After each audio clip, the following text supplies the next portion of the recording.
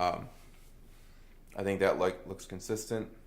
That light looks consistent, and that looks pretty good.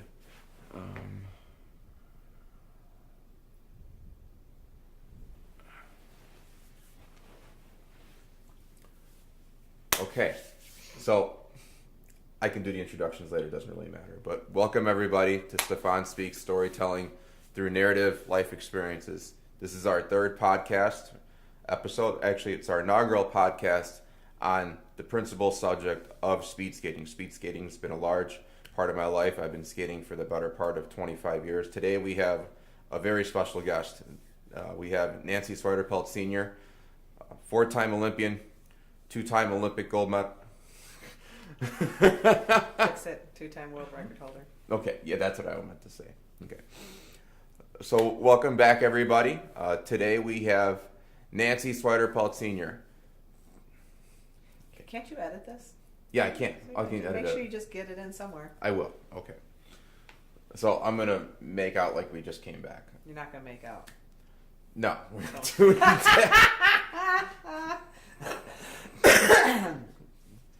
Here's to a good podcast. So everybody, we are back. We are talking with Nancy Swider-Peltz Sr., four-time Olympian, two-time world record holder, and also participated in 8 Olympic trials. Nancy, it is great to have you on the program today, and I really, really appreciate your time with all the technical challenges we've had today. Thank you, Stefan. So where do you want to start? Jacoviak. We're going to get this right. Stefan Jacoviak.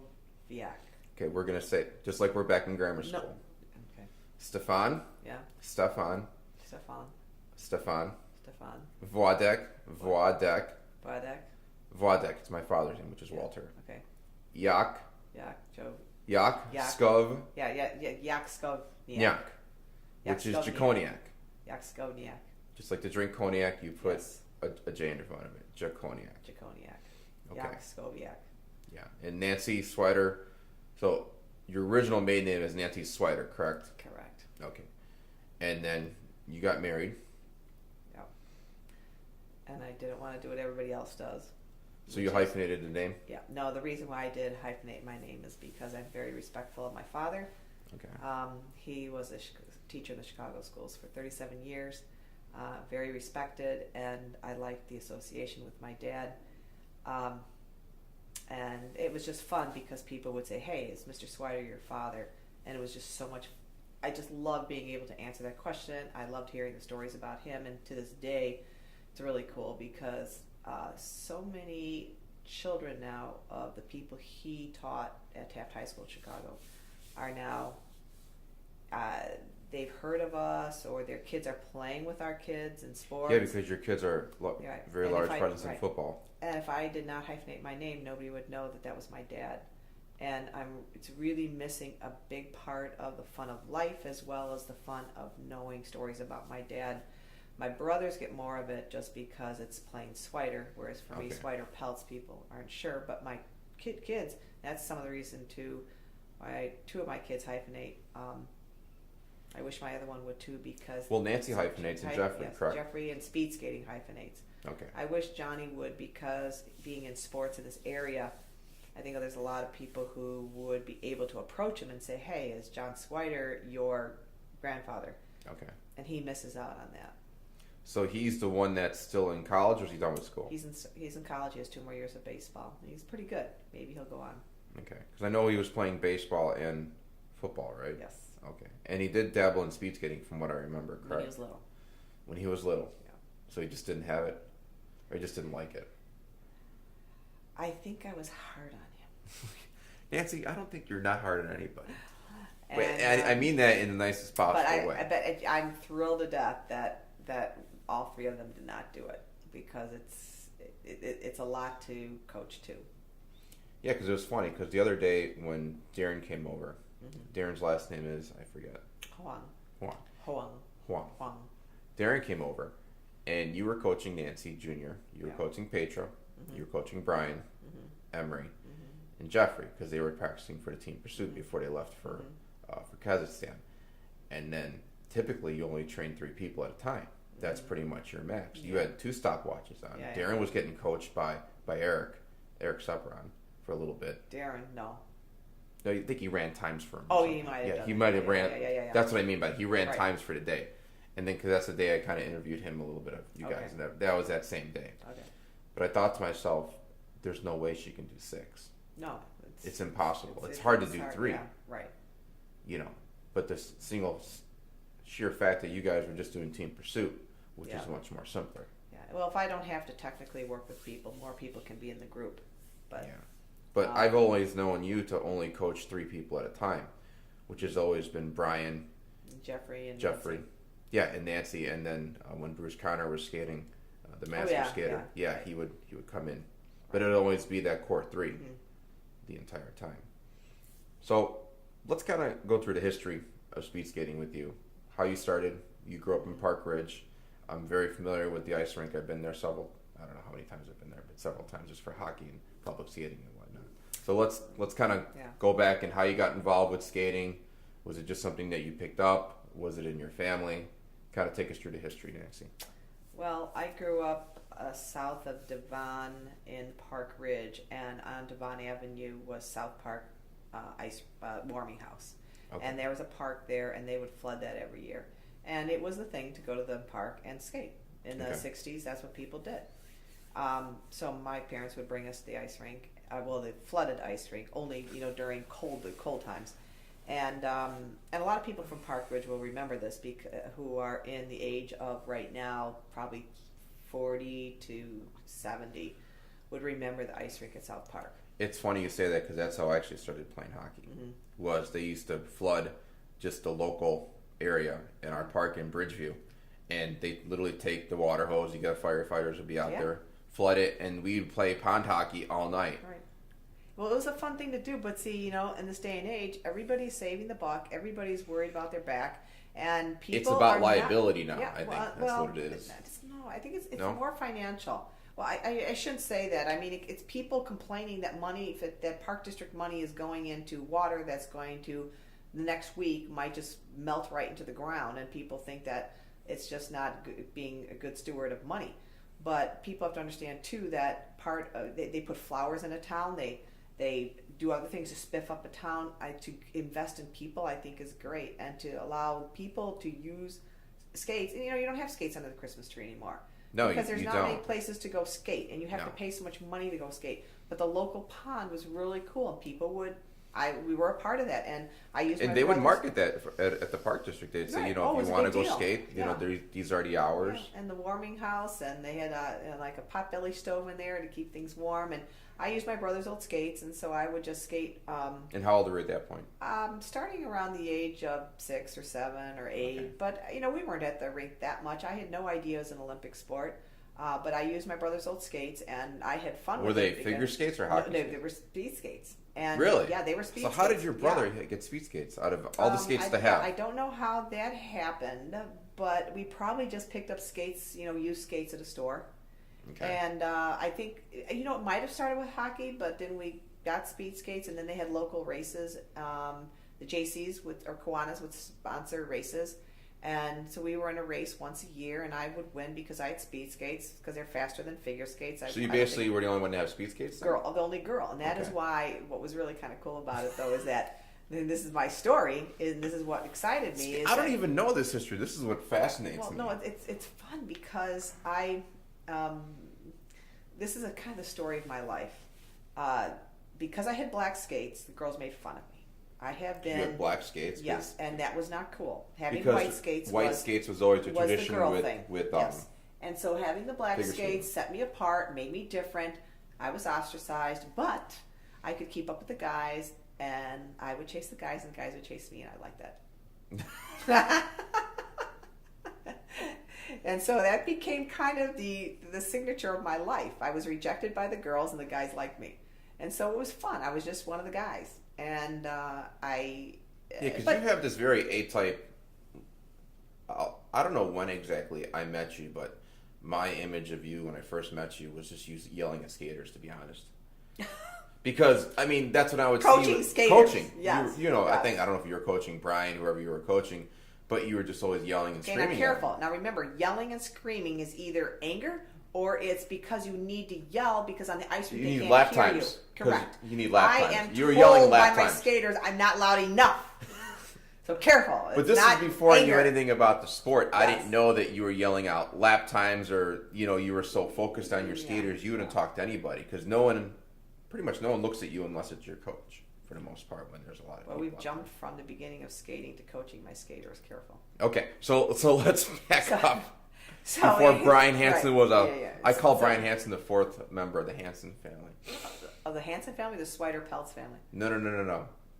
There's the group, the Hansons, the musical group. Oh, The three blonde, okay, adoring yes. kids. Yeah, Like okay. you know. Yeah.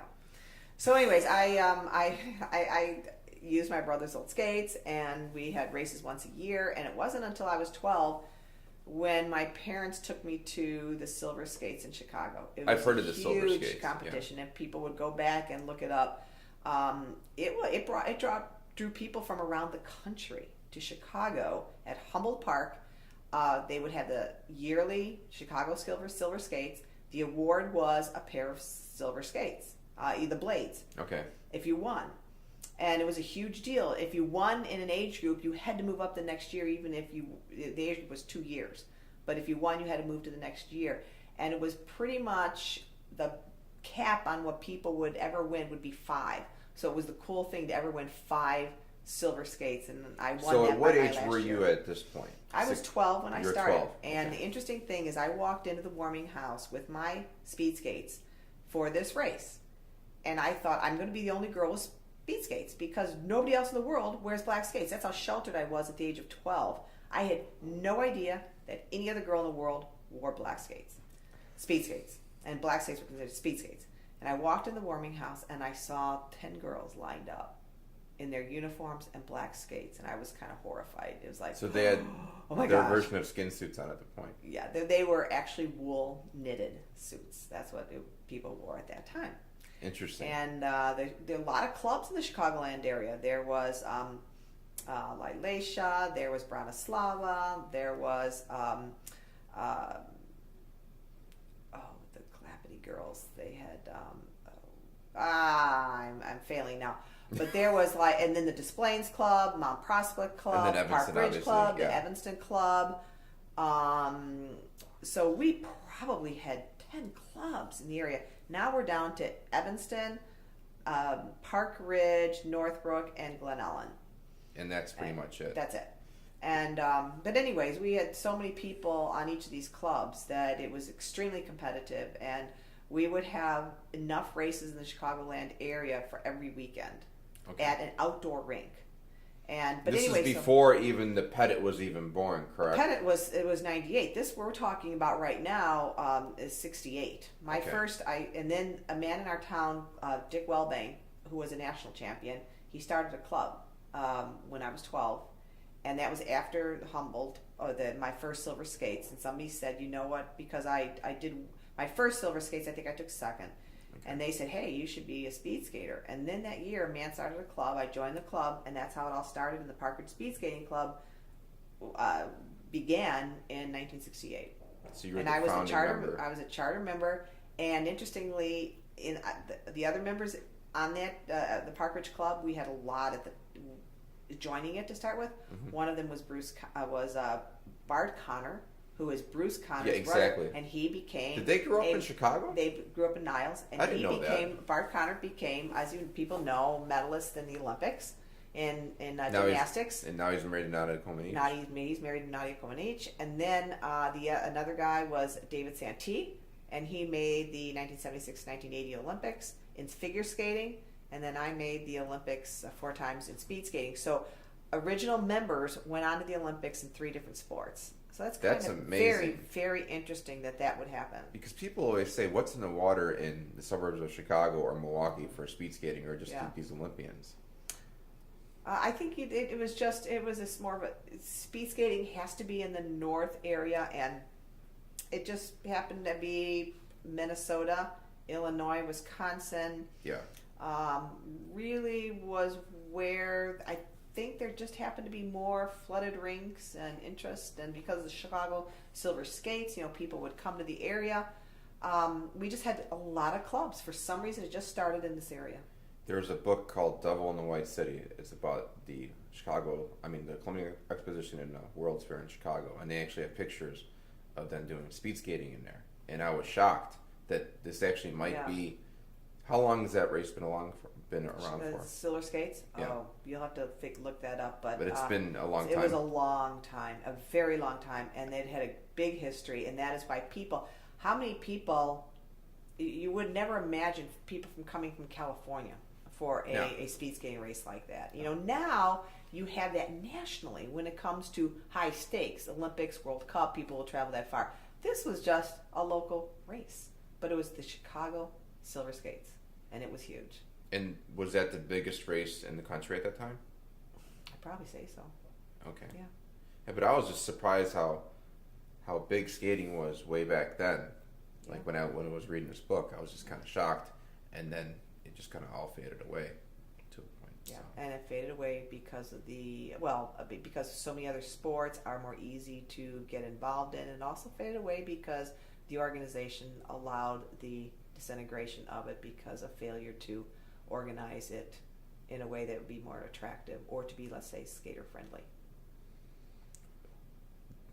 Elaborate on that, because was it just more of a cultural thing because you lived in this type of area, meaning lower income versus upper middle class, or just where you happen to grow up was where you happen to be skating?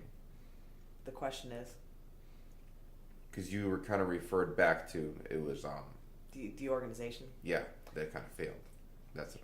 Well, first, speed skating went down just because there's so many other sports, and you're going to lose it, and because you can't skate outside and so easily. See, before you could recruit skaters because it was cheaper. You could skate on an outside ice rink.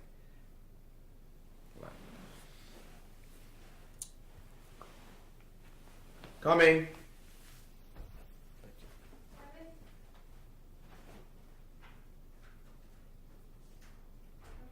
No, we're good, thank you.